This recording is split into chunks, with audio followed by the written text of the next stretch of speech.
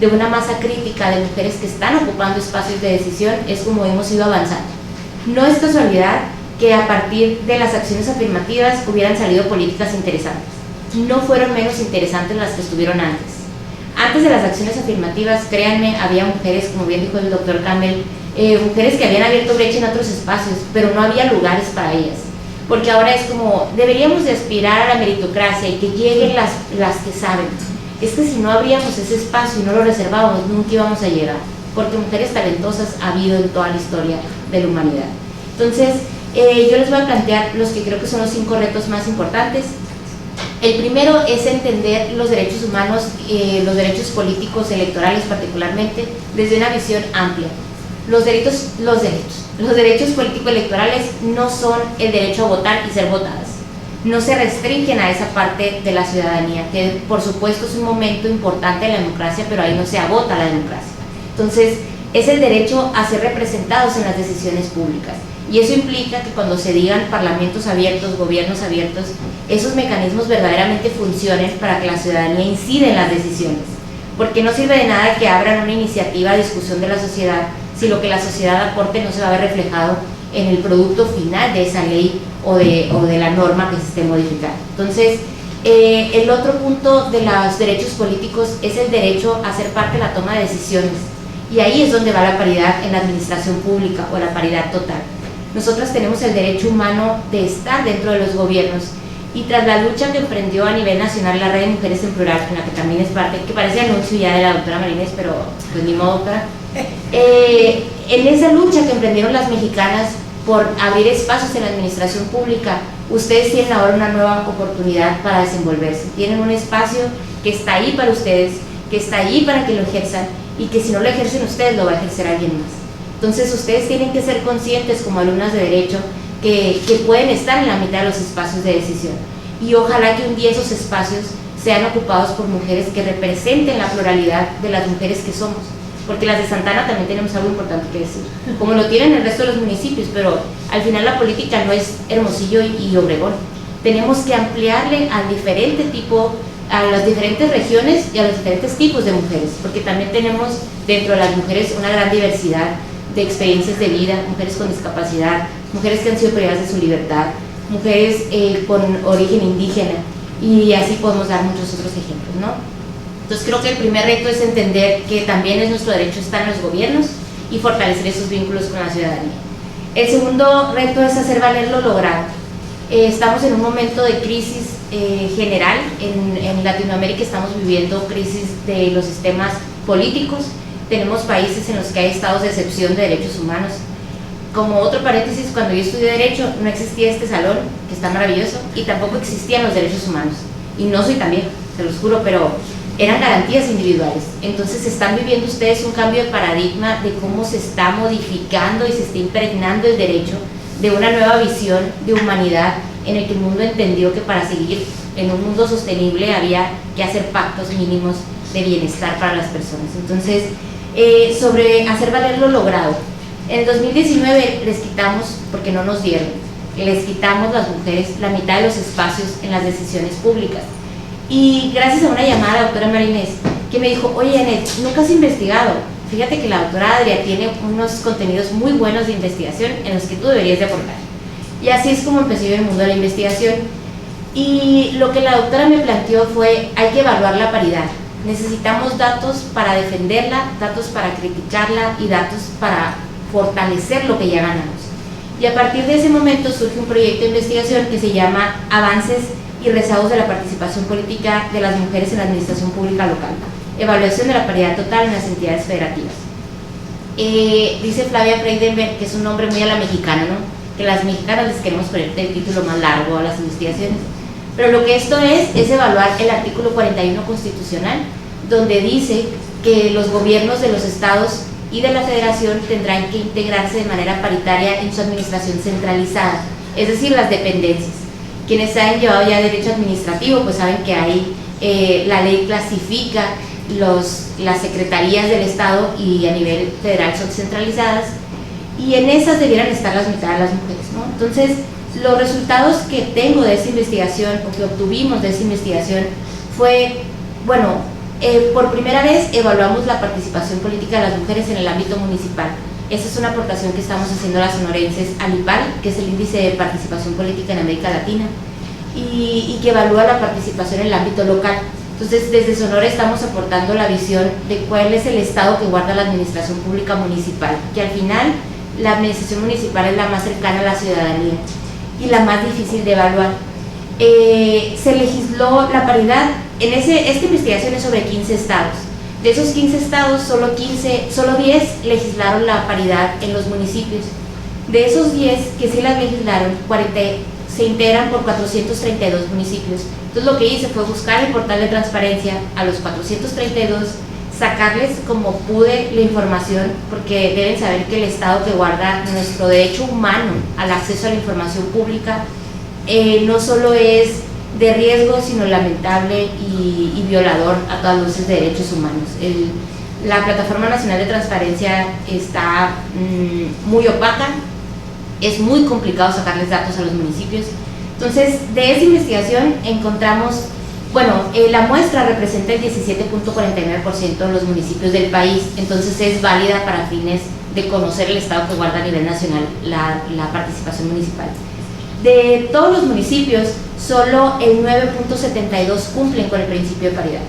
El 18.28 no tienen nada publicado en transparencia, casi el 20%, y el resto incumplen con la paridad. Entonces tenemos que la administración de las mujeres a nivel municipal ronda entre los 25 y 26%, cuando debiéramos estar hablando ya de la paridad total, ¿no? Porque luego los políticos dicen, en México ya hay paridad. La administración municipal de Sonora, sobre Sonora se las pedimos por transparencia uno por uno. De los 72 municipios, solo 8 cumplen con la paridad. 37 no cumplen con el principio de paridad que está en la Ley de Gobierno de Administración Municipal, y 25 violaron en 2 ocasiones el derecho humano al acceso a la información, al no contestar simplemente las preguntas que les hicimos.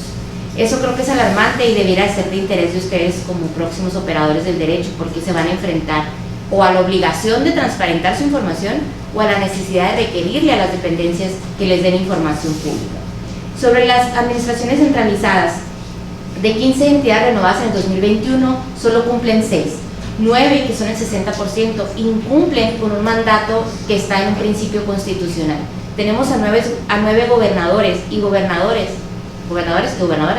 violando la Constitución Política de los Estados Unidos mexicanos, y lo hacen de manera abierta y pública, sin que tengan ninguna consecuencia, gozando de impunidad, gozando de esta apatía que siente la sociedad por la democracia, porque esa democracia no le ha cumplido. Entonces no le podemos seguir pidiendo a la sociedad que sea quien garantice esos derechos. Para eso tenemos un Estado de Derecho. Entonces creo que como alumnos y alumnas de Derecho, pues es importante que sepan que en esos detalles podemos ver lo que está pasando en general con el cumplimiento de la ley en nuestro país. Sobre Sonora, de las 6 gobernadoras que tenemos a nivel nacional, renovadas en 2021, 3 incumplen con la paridad. Las gobernadoras llegaron por una acción afirmativa que construimos las mujeres desde el feminismo y llegaron a violar un principio que construimos también nosotras desde el feminismo. Entonces tampoco ellas están siendo nuestras aliadas. Y la crítica no es solo sobre ellas, porque cumplir la Constitución es una obligación de todas y todos los mexicanos, pero creo que ahí hay un dilema ético entre la representación descriptiva de tenerlas en esa silla y la representación real en los hechos o los actos que hacen.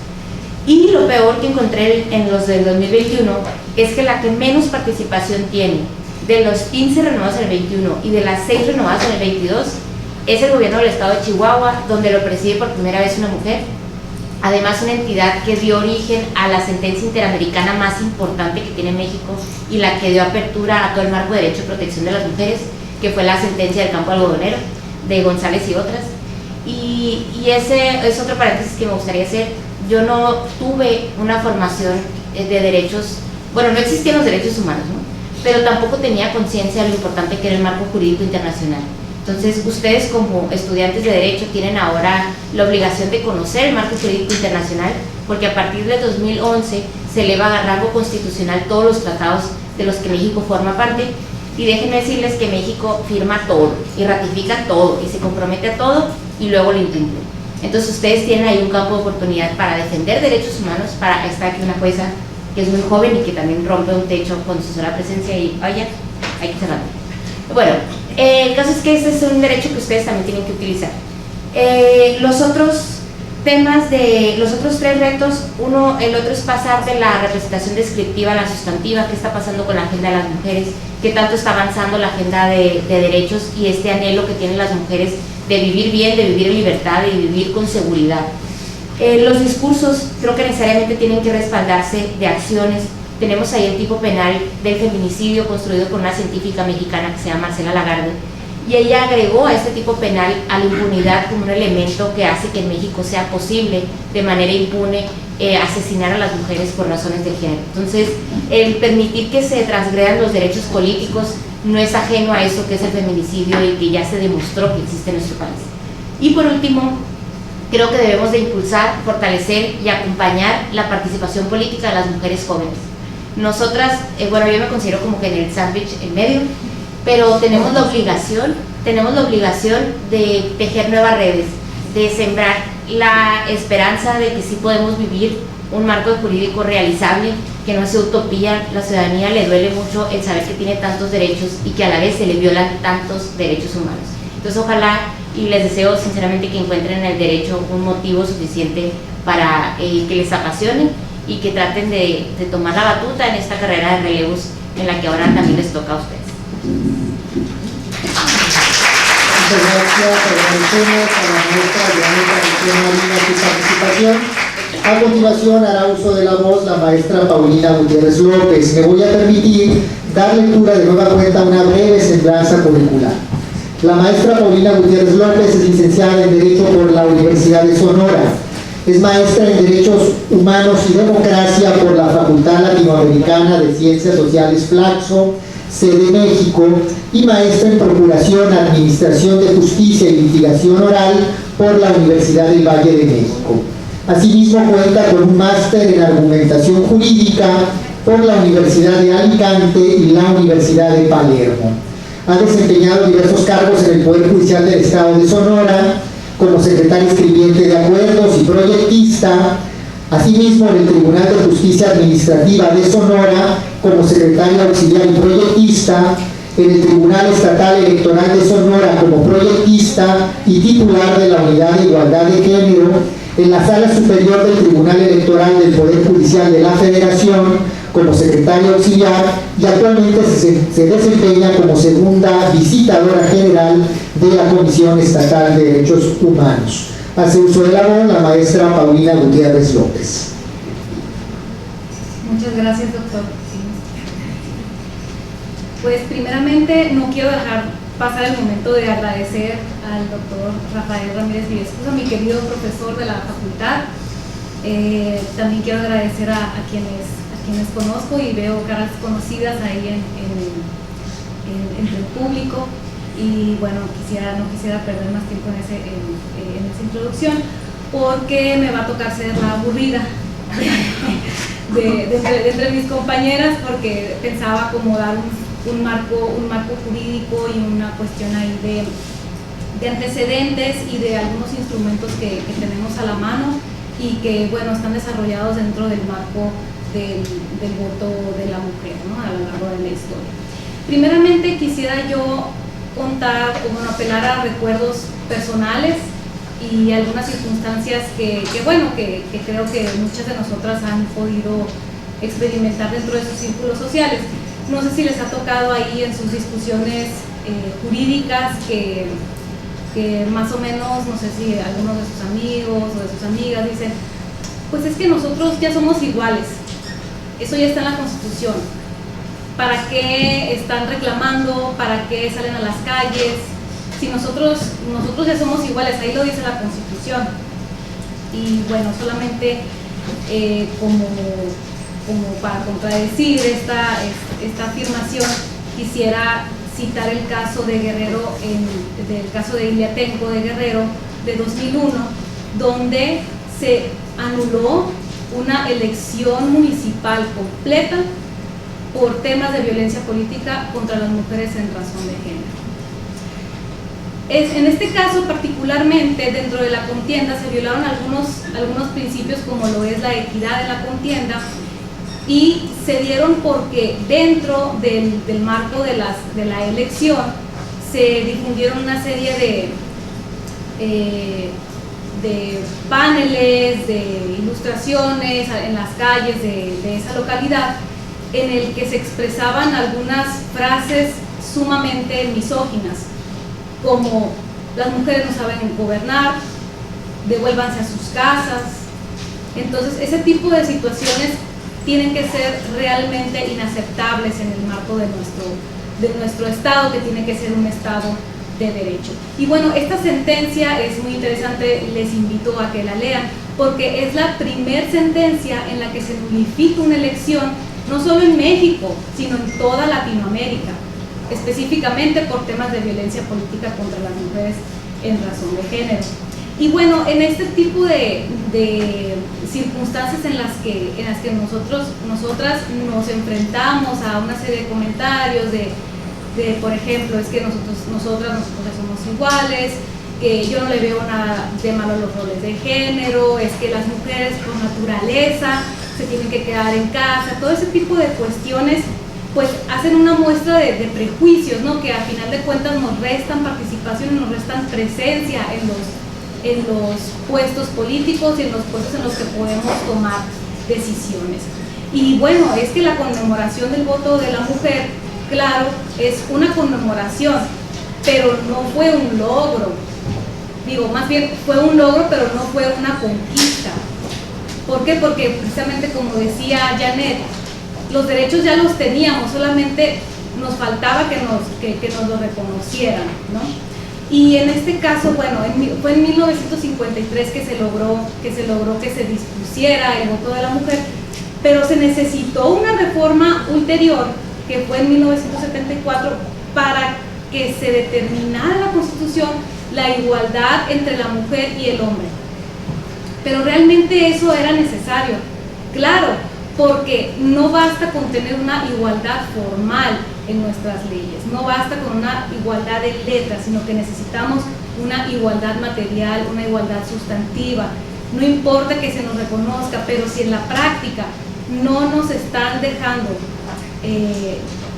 ejercer nuestros derechos en la tribuna, en los escaños, esa igualdad formal no nos sirve para nada.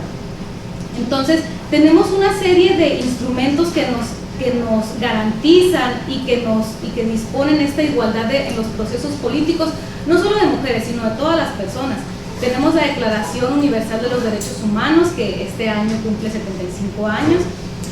Tenemos el Pacto Internacional de los Derechos Civiles y Políticos, tenemos la Convención Americana de Derechos Humanos y tenemos la propia Constitución, que en el artículo 35 dispone que tenemos el derecho al voto activo y pasivo. Y dentro de este marco de ejercicio de los derechos político-electorales, pues tenemos tres vertientes, que lo mencionaba un poco aquí Janet, que es primeramente que toda persona tenga el derecho de tomar parte en asuntos públicos.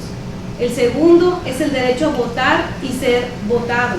Y el tercero, el derecho de acceso a las funciones públicas. Y esto, claro, tiene que ver con el derecho de ser representada y representado. Y una de las cuestiones más importantes que creo que se han abordado desde la evolución jurisprudencial y desde la protección que se da hacia las mujeres desde las leyes, es el hecho de que nos dejen ejercer los cargos públicos.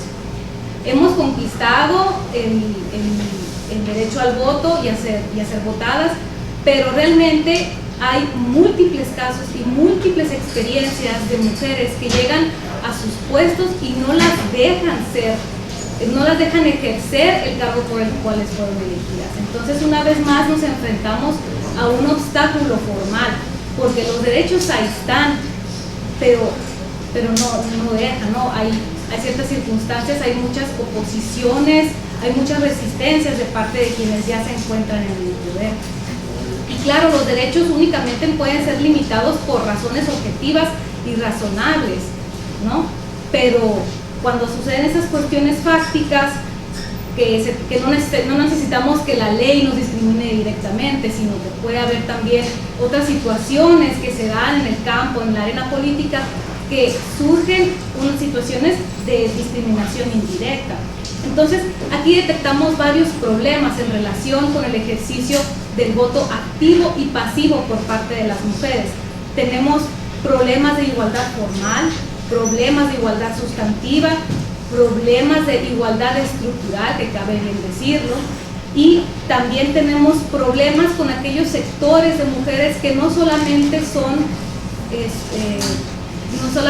discriminadas por el solo hecho de ser mujeres, sino que también impactan otro tipo de cuestiones, como por ejemplo cuando se trata de una mujer parte de una comunidad indígena, cuando se trata de una mujer que pertenece a un sector socioeconómico que no le permite tener acceso a múltiples prerrogativas que alienten esa participación política. Y bueno, en este tipo de problemas, ¿cuáles han sido las soluciones que se le ha tratado de dar para hacer efectivo realmente el derecho a la participación política electoral de las mujeres?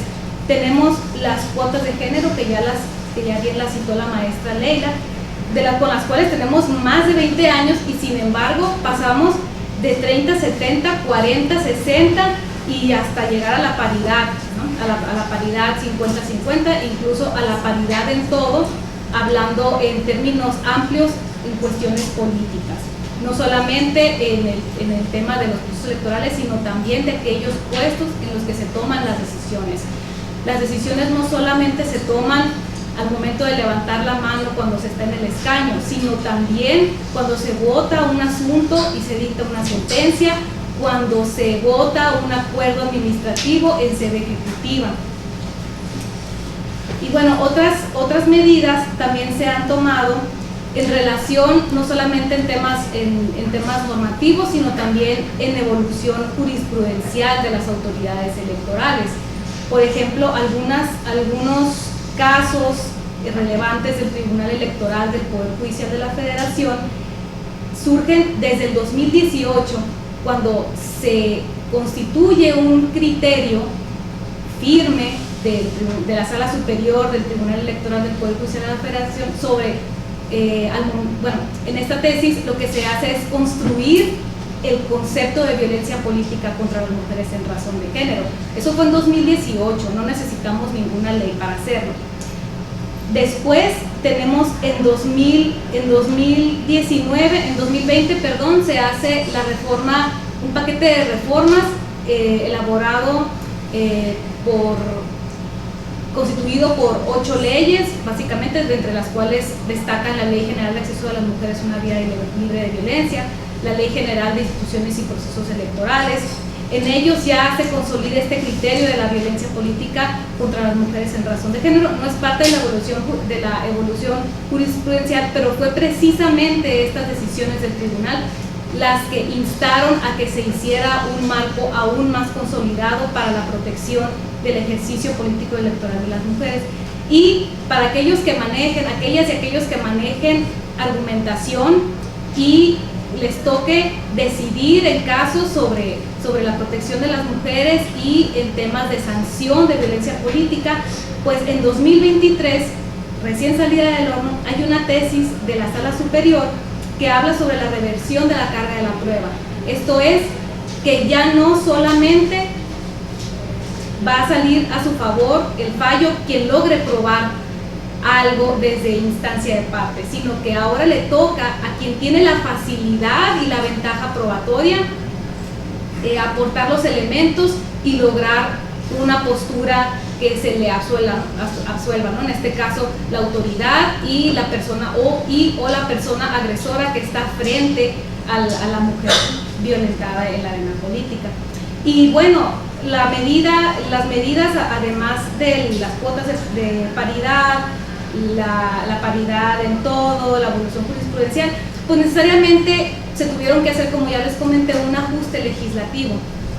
Y dentro de este ajuste legislativo que les comenté, del paquete de reformas de 2020, está la Ley General de Instituciones y Procedimientos Electorales, y aquí es muy importante porque se tuvo que crear un medio de impugnación especializado para combatir la violencia política contra las mujeres en razón de género, que es el procedimiento especial, ¿no?, en esa materia.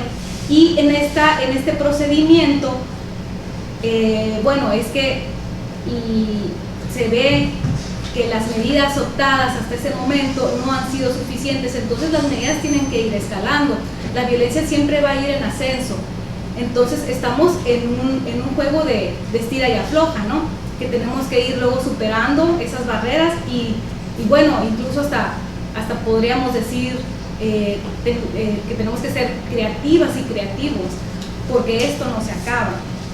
Y bueno, también algunos logros han sido en relación con la paridad en las gubernaturas, también lo comentaba la maestra Leila, donde finalmente vamos a poder tener, bueno, salvo que lo impugnen, vamos a tener paridad en las gubernaturas en estas próximas elecciones. Pero, ¿qué pasa? Bueno, esto también tiene sus propios obstáculos. Hay que esperar a que ese acuerdo quede firme y esta decisión del Instituto Nacional, pues no fue no fue a su propia instancia, ¿no? Eso no se les ocurrió. Esta decisión de la paridad en las gubernaturas viene también de una sentencia dictada en sede del Tribunal Electoral del Poder Judicial de la Federación. Y bueno, algo que comentó Janet y que se me hace sumamente interesante es que una persona viene de un lugar y que probablemente una piense que su voz o que sus decisiones, pues bueno, que el lugar de donde viene no es en donde se toman las decisiones y que por ende todo lo que sucede acá se tiene que llevar al centro. Eso también ocurre no solamente desde Sonora, sino también en sede nacional. ¿Por qué? Porque México hasta ahorita es un país centralizado, es decir, muchas veces tenemos que llevar los asuntos a Ciudad de México para que haya un real impulso de algunas agendas, ¿no? Entonces, ¿por qué realmente cuesta tanto reflexionar o por qué le ha costado tanto a las mujeres avanzar en estos puestos de toma de decisiones? ¿Por qué? Porque siempre va a haber resistencias a las personas o a los sectores que han tenido tradicionalmente el poder, no les gusta abandonarlo. Por eso siempre uno tiene que estar con la expectativa de que se tiene que seguir luchando, que no se puede quitar el dedo del renglón. Y bueno, básicamente para lograr que este derecho al voto femenino pueda tener una real efectividad dentro del plano material, pues básicamente el sistema mexicano ha tenido que ser creativo, ¿no? Y sin duda las colectivas son las que han impulsado ese tipo de acciones. Y bueno, por primera vez vamos a tener 2 candidatas mujeres a la presidencia. Eso es un logro bastante fuerte desde este lugar, pero el hecho de tener a 2 candidatas mujeres no asegura que tengamos una agenda feminista, que tengamos una agenda para las mujeres. Claro, la representatividad es sumamente importante, tener a estas 2 mujeres en el plano de las candidaturas, pero también tenemos que ver esa parte.